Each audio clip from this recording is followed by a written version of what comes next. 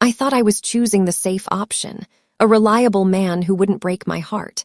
But when I told my husband that I only married him because real men weren't available, I never expected him to actually walk away. And the worst part, he became everything I wanted, just not for me. Now I watch him thrive with another woman, and I finally realize I was the problem all along. I never thought I'd be the kind of woman who settled. The one who picked the safe, predictable man instead of waiting for passion and excitement. But here I was, sitting in my perfectly adequate house, in my perfectly adequate marriage, wondering how my life had turned out this way. My name is Jessica, and this is the story of how I married Daniel, not because he made my heart race, but because he was there. Daniel wasn't a bad guy. In fact, he was the kind of man my mother always told me I should want: stable, responsible, thoughtful. When we met at a friend's housewarming party, he was the kind of guy who straightened the snack table and made sure everyone had a drink in hand. He was reliable, structured, the opposite of the men I had wasted my time on before. Before Daniel, there was Jake, the kind of man who could light up a room just by walking in. Jake was passion, excitement, and heartbreak all wrapped into one. He made me feel alive until he disappeared for days, flirted with other women, and left me questioning if I was ever enough. So when Daniel came along with his steady text messages, his thoughtfulness, his way of making me feel safe, I told myself this was what real love was supposed to look like. It wasn't fireworks and butterflies. It was security and companionship. And for a while, that was enough. Daniel planned everything: our dates, our weekends, even our meals. He was the kind of man who made spreadsheets for our vacation options, researched the most efficient way to organize a closet, and practiced his conversations before meeting my parents.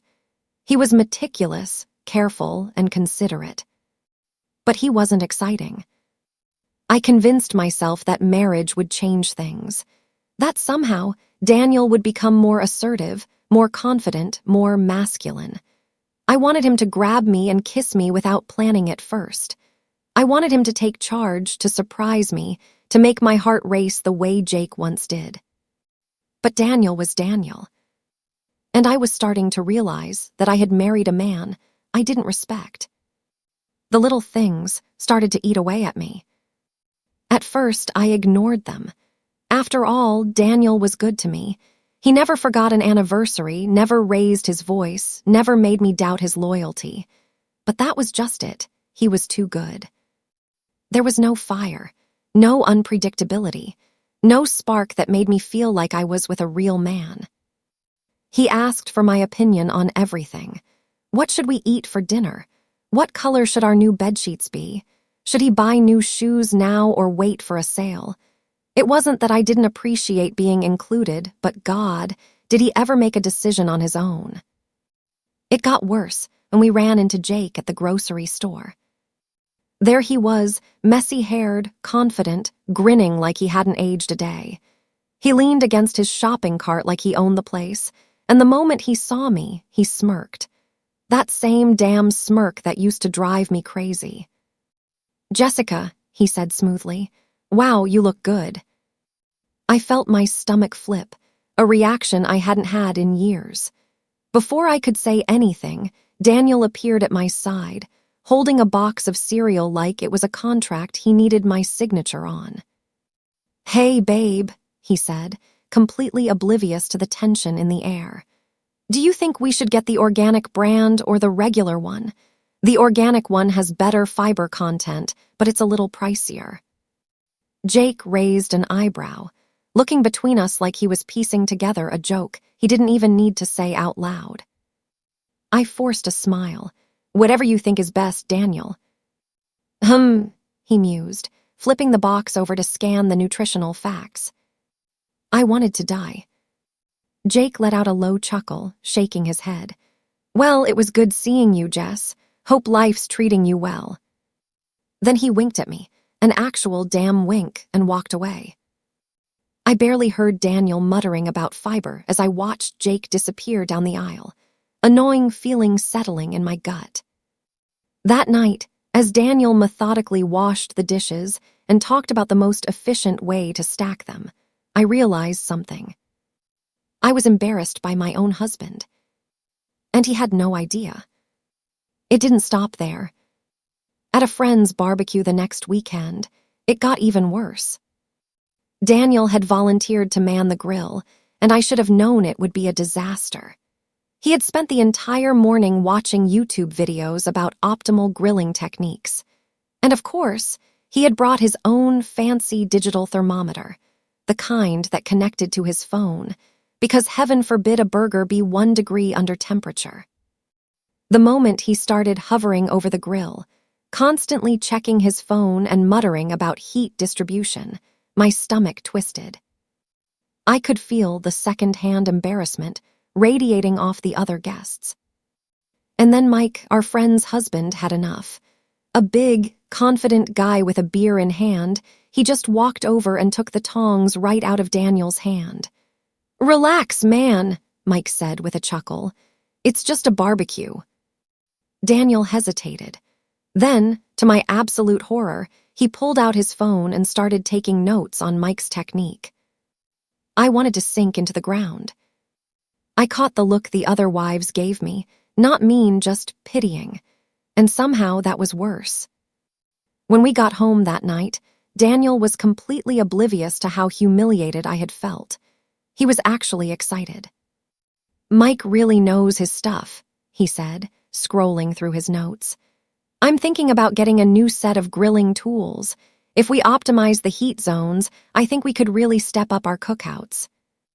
I stared at him, barely holding back my frustration. "You don't see it, do you?" I finally snapped. He blinked. "See what?" I exhaled sharply. "Never mind." I stormed upstairs, ignoring the hurt look in his eyes.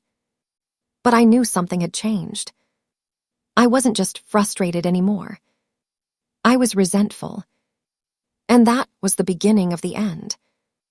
I kept telling myself that I wasn't that kind of woman. I wasn't someone who cheated, who disrespected her marriage, who let herself be pulled into temptation. But the truth, I had already crossed a line in my heart. It started small. Little thoughts here and there, comparing Daniel to men who exuded confidence, men who took charge without needing to consult a pros and cons list first. I resented how predictable he was, how careful, how safe. And then there was Jake. I started running into him more often. At the gym, at the coffee shop near my office, even at a friend's gathering. Each time he was the same old Jake, charming, teasing, cocky in a way that should have annoyed me but instead made my pulse race. One afternoon, I ran into him at a home improvement store. Daniel had sent me there to pick up shelving units for his latest hobby, pottery, of all things. He had spent an entire evening researching the best ergonomic setups for his crafting space, and now I was standing in an aisle, staring at measurements on my phone while trying not to scream. And then, "Jessica." I turned around, and there he was, leaning against a cart full of actual construction supplies. Jake smirked. "You building something?" I sighed, waving my phone. More like playing assistant to my husband's latest project. His eyes flicked to the shelves I was debating between, then back to me. "Let me guess, Daniel sent you a detailed list, probably with specs and comparisons." I exhaled sharply. "He made a spreadsheet." Jake let out a deep laugh. "Of course he did." I should have walked away. I should have smiled politely, grabbed a random shelf and left. But I didn't.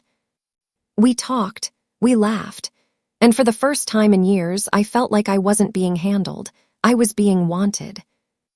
Before I knew it, he was leaning in a little too close, his fingers grazing my arm as he reached past me to grab a box. "You know," he murmured, his voice lower now, "I don't get it." I swallowed hard. "Get what?" Jake tilted his head, his gaze flicking over me. "You used to want excitement, passion, a man who makes decisions." Something in my stomach twisted. This, he gestured vaguely at the shelves, this isn't you, Jess. I didn't respond, because I didn't know if he was wrong.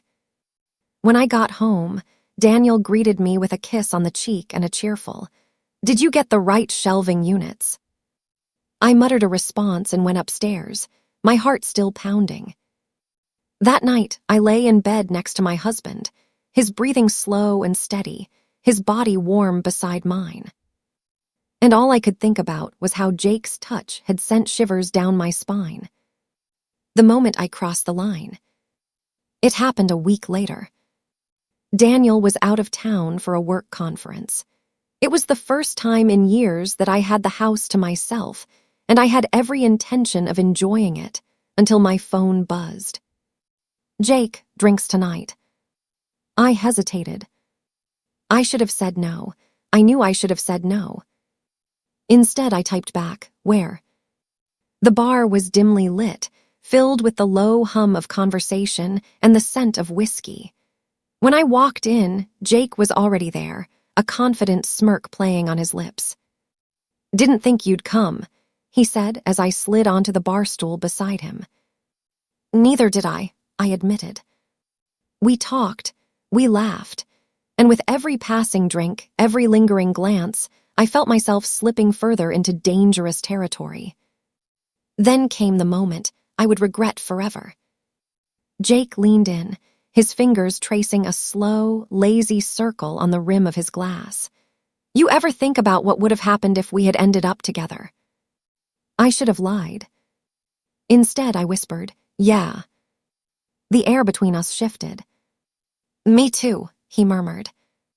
His hand brushed against mine, just barely, but it was enough. Enough to make my breath hitch. Enough to send a jolt of heat through me. And then, his lips were on mine. For a split second, I let it happen. I let myself drown in the feeling, in the rush of something I hadn't felt in years. Then, reality crashed down on me. I jerked back, my heart hammering. I can't," I stammered, shoving off the stool. Jake exhaled, running a hand through his hair. "Jess." But I was already backing away. Because no matter how much I had wanted it, I knew. I had just ruined everything. I barely slept that night.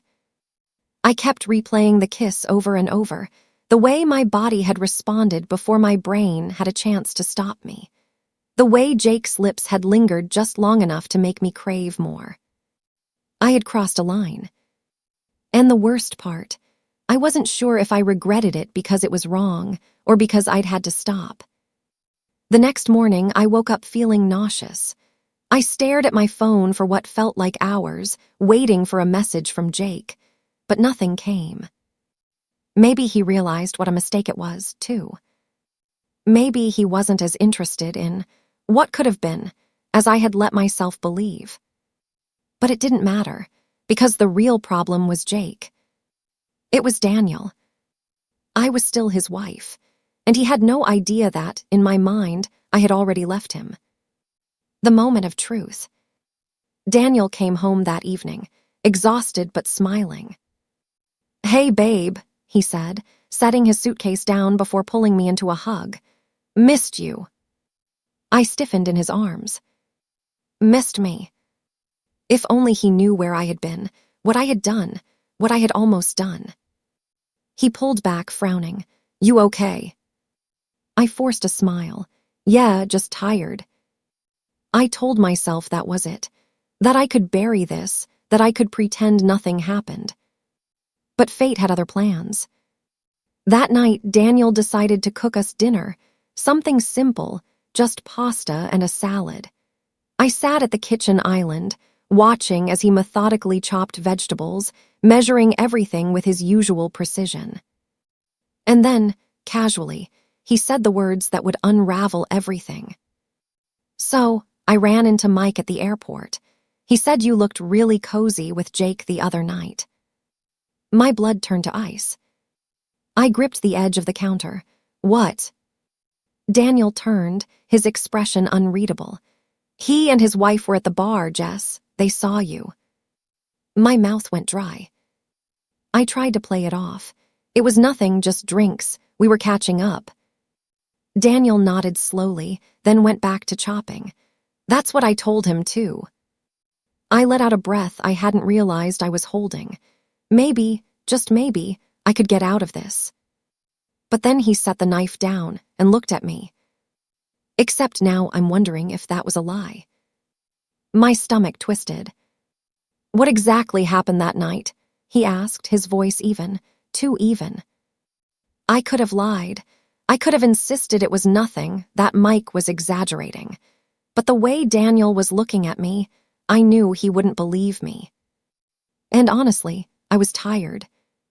Tired of pretending, tired of pushing down the truth. So I told him. Not everything, but enough. I kissed him, I admitted, my voice barely above a whisper. Just for a second, but I stopped. I waited for the explosion, for the shouting, the accusations, the slammed doors. But it never came. Daniel just stood there, staring at me like I was a stranger. I see, he finally said. The silence between us stretched, suffocating. Daniel, He held up a hand. Don't. His voice wasn't angry. It wasn't even sad. It was worse than that. It was empty. The end of us. He didn't sleep in our bed that night. I woke up to the sound of drawers opening, of a suitcase being unzipped. I got up, my heart racing, and found him in the closet, folding his clothes with military precision. My chest tightened. What are you doing? He didn't look at me, taking some time. Panic surged through me. Daniel, come on, it was a mistake. I stopped before it went too far. He finally turned to face me, and the look in his eyes made my stomach drop. That's not the point, Jess. His voice was quiet, steady. The point is, you wanted it to happen. I opened my mouth to argue, but he wasn't done. And you know what the worst part is? He let out a breath, shaking his head. I don't even blame you. I frowned. What? Daniel gave me a sad smile. You never wanted me, did you? Tears burned my eyes. That's not true. He tilted his head. Isn't it? I swallowed hard, unable to answer. Daniel exhaled. I think I've spent years trying to be the perfect husband, thinking that if I just tried hard enough, you'd look at me the way you used to look at him. He zipped up his suitcase, but I finally get it. I took a shaky step forward. Daniel, please. I deserve better than this. The words hit me like a slap. And for the first time, I realized something. He was right. Daniel wasn't weak. He wasn't pathetic. He wasn't a placeholder for the life I thought I should have had.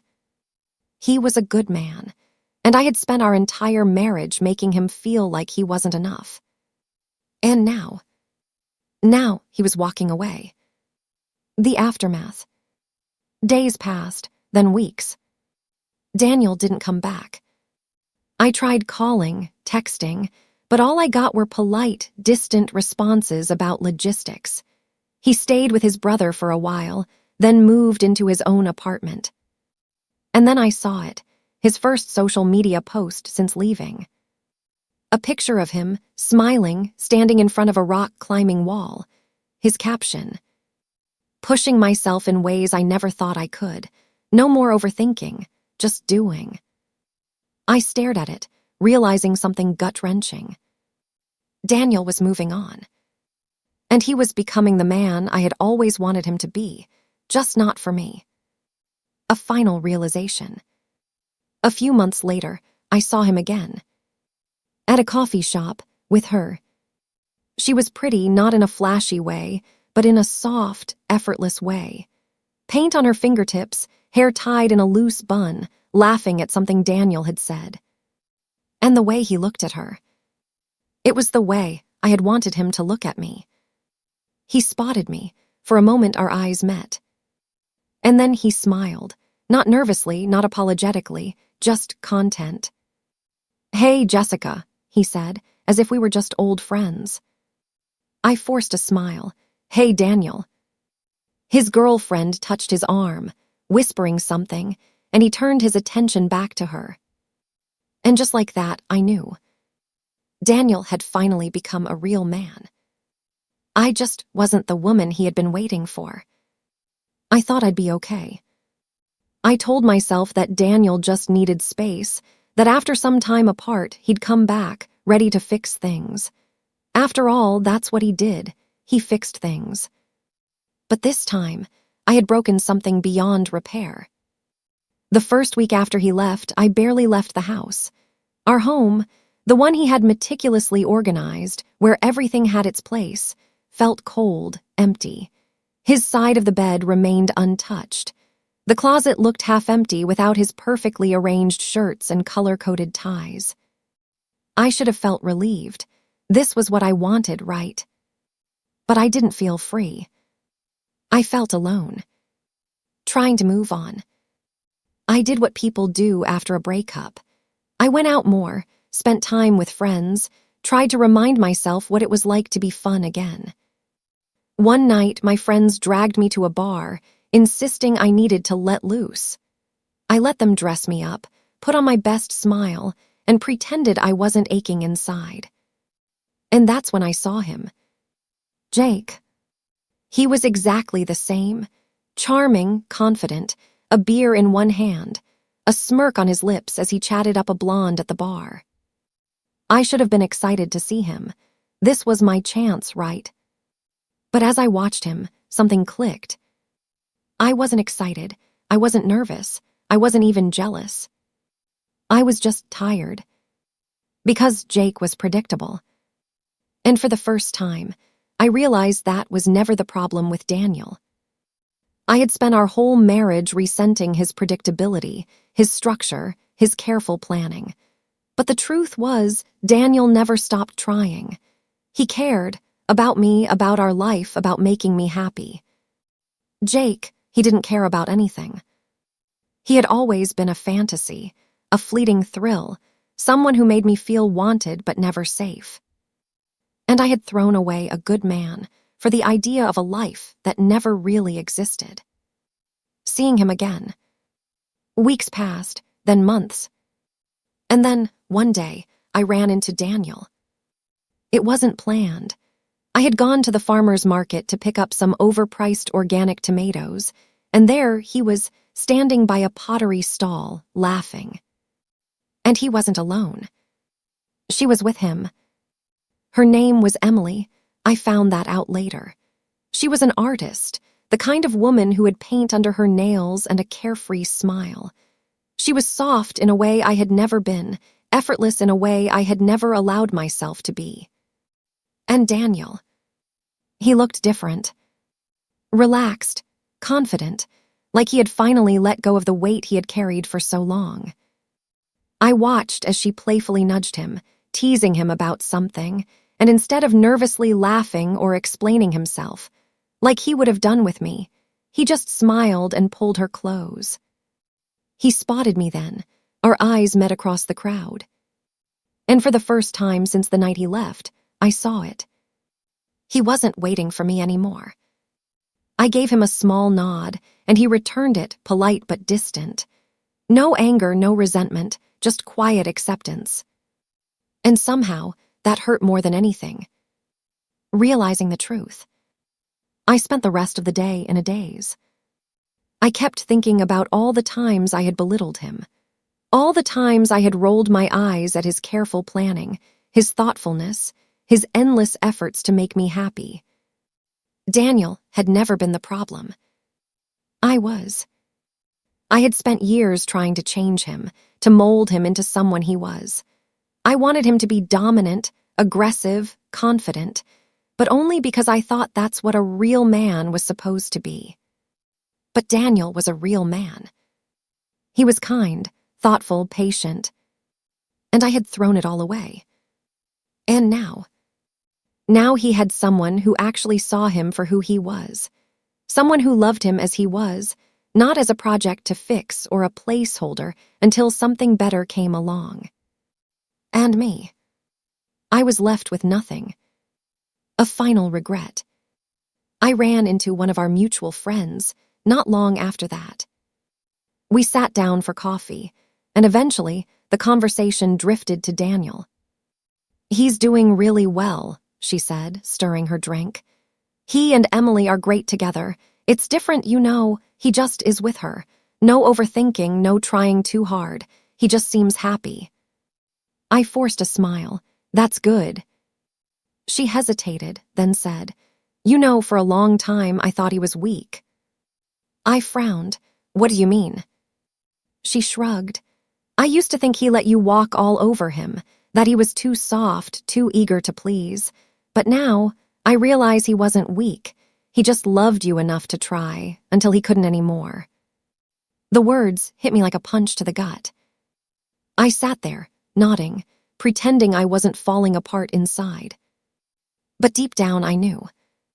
Daniel had moved on. And I had to live with the fact that I had lost the best thing I ever had, because I was too blind to see it when it mattered.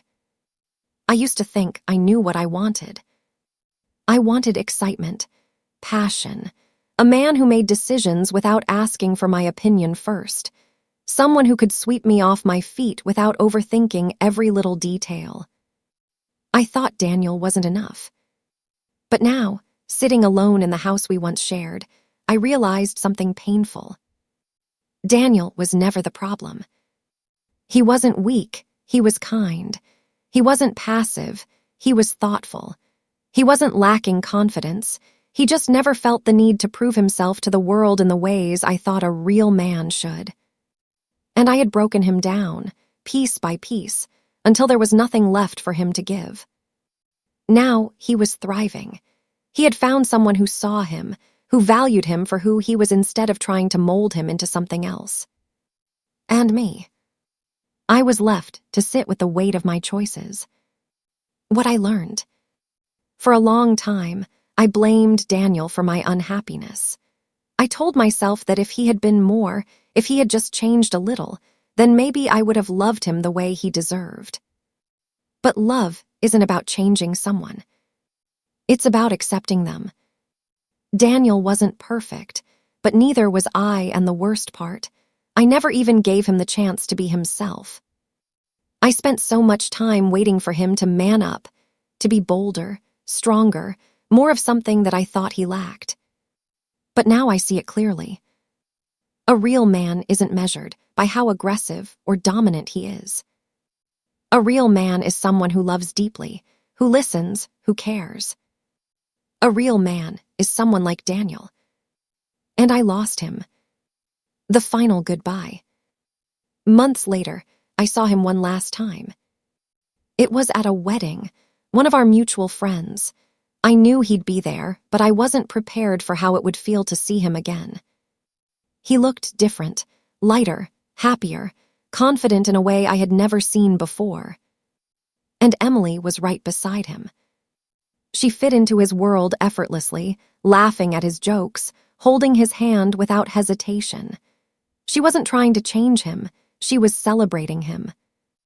I realized, in that moment, that Daniel had finally become everything I had always wanted. Just not for me. Because I had never truly deserved him. And the hardest part, I had no one to blame but myself.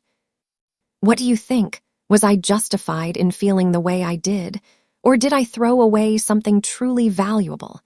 Have you ever realized too late that you took someone for granted? Let me know your thoughts in the comments below.